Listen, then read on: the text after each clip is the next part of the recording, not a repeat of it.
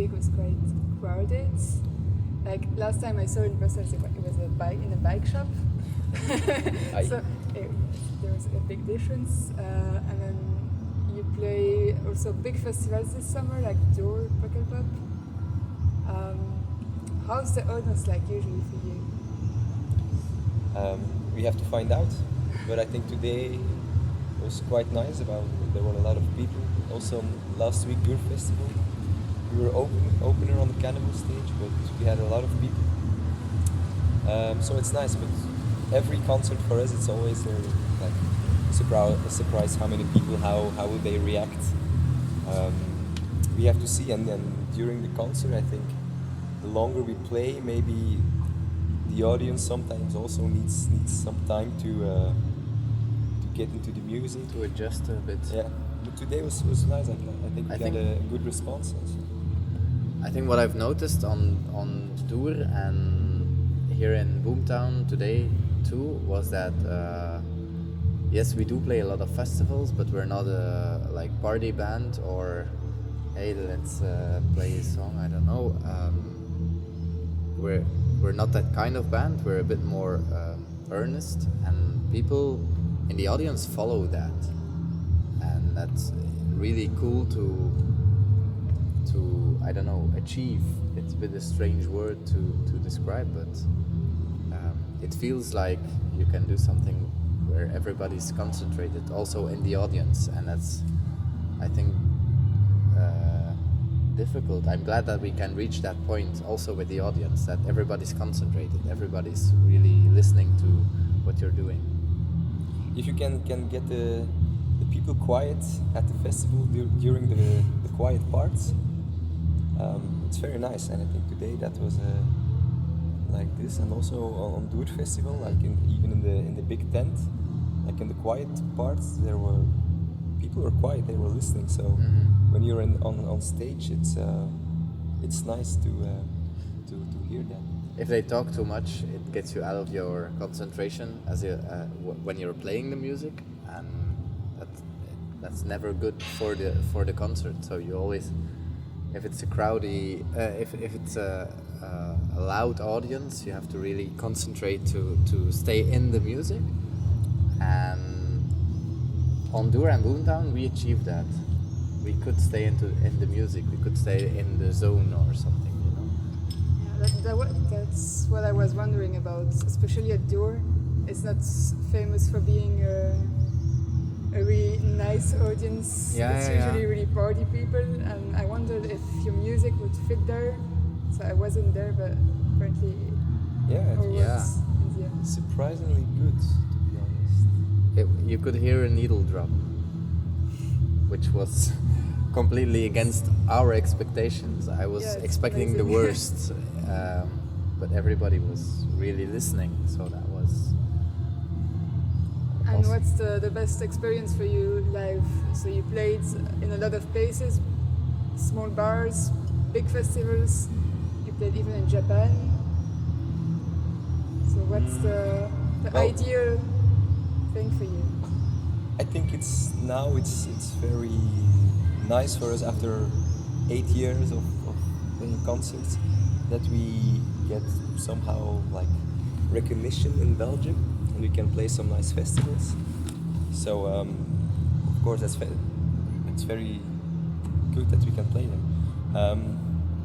But there's also a big difference, like playing a festival like Doer Festival on a big stage at 2 in the afternoon, or like playing a small venue at night, midnight. I think everything we learned in the small bars, we can do. We can do everything now on the bigger stages because we've learned it in the smaller bars. That's why we played the store in Brussels a couple of weeks ago, to not forget about that, not forget about where we come from, which is small bars and sometimes really basic circumstances, but everything we're doing now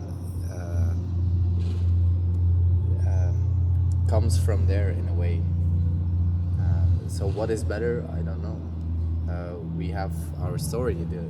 If I think Blackheart Rebellion is about the evolution that we make from like band that is really starting to play together, to search what do we want to do as a band, where do we want to play, finding like doing tours abroad, going to Japan, I don't know what, and then arriving here in Boomtown, playing on this big stage and getting away with it. And that's what Blackheart Rebellion is about, and Catechism is. So it seems like it was a long road to get here, but you just released 2 albums, and you took a lot of time to release that second album. So it was released in January, I think. Now we're in July. Are you still think it's the perfect album? Are you unsatisfied with it? What's your opinion on that? I think for a musician, it's very difficult to be like completely satisfied. From the moment you make a song or you recorded an album, I think you always start thinking, okay, if I would do it again, maybe I would change this or I would change that. But in general, I think we are very glad how the Harnevo album, how we ended up with it. The songs, the way we recorded it, the people we worked together with. We took some maybe not obvious choices, but every choice we made has led us to here and to Dour Festival last week. So the things we did, I think now we are getting like Yeah, I think the record Harnevo is really a record on which you can hear that we are searching for a new sound, for a new language to speak, for a new way to bring our music, and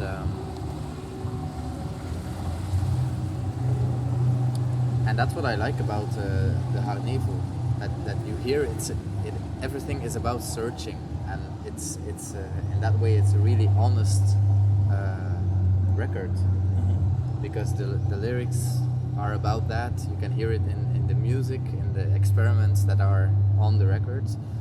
You can hear that it's going lots of different directions, and on Harnevo we're not choosing, we're just displaying. I think we're trying out new stuff, but with a main vision. Yeah, of course, and the people we worked with to record and produce the album really understood that, I think, and it was in that way the best record we could make at that point. So now still I'm really glad that we had the courage to make it, because it wasn't the obvious choice. The obvious choice would have been to make a guitar-based screamo album, I don't know, like a bit like the previous one. But we all said, okay, that's not what we want to do anymore. We want to search for something else, and yeah, that became Harnevo. And I think we all still very much. It took so long because we needed so long. So everything on the album is really Well thought. Well thought of.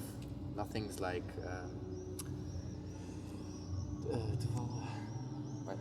by accident, or nothing's by accident, or par hasard.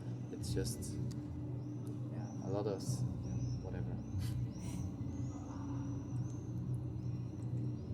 And so the album got great reactions. I remember when it got out, everyone was surprised that you changed the style and did something new. And is it what you heard as well? The positive reactions? We heard as much, no, not as much. There were more positive, but there were a lot of negative reactions too, of people like mailing us that they didn't understand why we did that. They wanted to Why are know you singing? what got into us. They wanted to know why we stopped doing like we did before to blah blah blah. And some really honest and touching reactions that I appreciate a lot. But okay, we chose to do something else, and some people didn't understand that. Most did, and we had. Okay, it was a dream for us to have such a well-received album, because I understand like nowadays it's difficult to release an album and like get noticed, but I think we had the right, I don't know, story with it. We did knew very well that for the fans or the people that knew us from before, it was not going to be an easy record, because even for us when we were writing the songs, That's why it took so long. yeah, it was a challenge for us as well to write the songs, to record them in a good way. So for the fans, we expected the same. It's also a bit like a way of discovering the songs for them, or discovering maybe the new Black Heart Rebellion album. But in general, like, we got very good critics of those people. So okay, maybe we lost some people that were more into the previous sound, but I think we won a lot of new people as well. What I answered to people mailing about not liking the record, I always answered, okay, give it some time, leave it, listen again. It took us 4 years as well. So. Yeah, it's not something that can like be there in a day. You have to leave it a bit, listen again, leave it a bit, listen again, and maybe it will grow on you. And I really hope it did for those people. Like it had to grow on us. One thing I noticed when I prepared a bit this interview, on your Facebook page, your genre is it's written punk independence. Is it still how you define yourselves? We don't define ourselves. It's But maybe punk independent, it's not a bad. no. Maybe It's just very more like deliberately. a description of how we approach music. Yeah. Maybe not the sound of the music, but like the punk ID or the independent DIY ID is still the way how we approach and we think about our music. So in a way, it fits what we do. Yeah. But Yeah, to give it's it not, to give it's it not a coincidence that it's there, but obviously we know that we're not playing punk music or something, but I mean, very roughly, it's in that direction. That's the idea. And independent, because we are a very independent band in a way. We're not being managed by. We try to keep we make the music that we want to make. the middlemen. We try to keep them. How do you call? We try to do as much as possible ourselves. We get some help from bookers that are doing really great jobs, but we've grown from a band that is doing everything itself, which is incredibly interesting, and you can learn a lot from it. That's why we're also proud to use the label independent. Apart from that, it's not. But I never thought about it like, but maybe the punk independent, it's not so. It's not wrong. I think it gives a good idea of how we think about our music and the things that come around, how we deal with it. Do you have any idea what the future holds for you? Are you thinking of a third album already? What are your plans? Third album. We are thinking about new songs, yes, or We're gathering inspiration, I think, at this point. We haven't really decided in which direction it should go. Sorry. Yeah. Now for the summer, like we have a lot of festivals and concerts, but then we do plan to slow it down a little bit, so we have more time to focus on rehearsing again, and then. I think we will have to cut down on live shows again, because we were forced to do that with the previous album too. We we tried to like play shows and write songs at the same time, but it didn't work. We lost our focus and we couldn't do the two things in the same time. I think we have to make a choice to, like, a bit after New Year, to stop playing live again and start writing again. Mm-hmm. Another question I had is, so when you look at your artworks, videos, even the lights at your gigs, everything seems connected. There seems to be a certain atmosphere, a visual thing. Who decides of that? The music decides it, I think. Mm-hmm. And who's in charge of that? Is it one member of the band? Or We, who does the artworks? we wrote the album. Maybe, like Tim says, we were searching for the songs, and but we had one main atmosphere in mind, and no matter what instruments we would use to achieve that atmosphere we wanted to create. And it's also the same with the visuals, with the lights, with the graphic design. We can use whatever we want if we know it will fit the goal. If we are working to the same idea, to the same atmosphere that we would try to explain with the music. So that's why we try to take care of all those things as well, like a punk independent band. Yeah. Because you have the music as one thing to express something.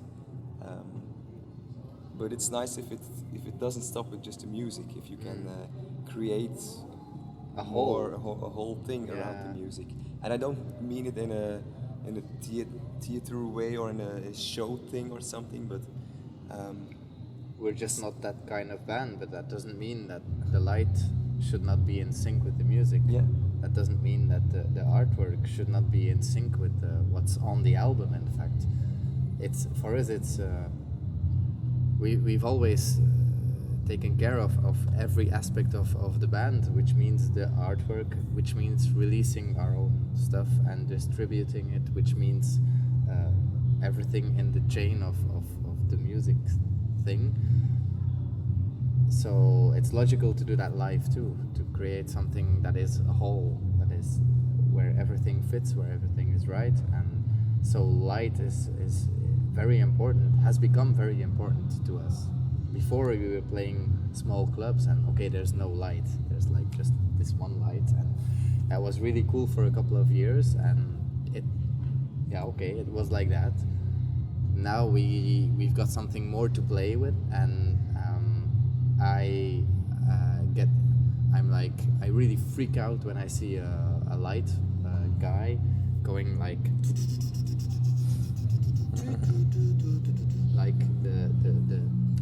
the funfair, we say.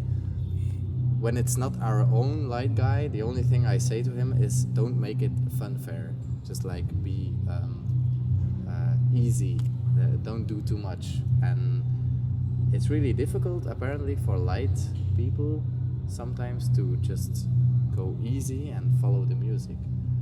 But for us it's extremely important because it's as much a part of the live experience as the music itself. Like everything you see and you hear has to be one in a way. Okay, thanks very much. Thank you.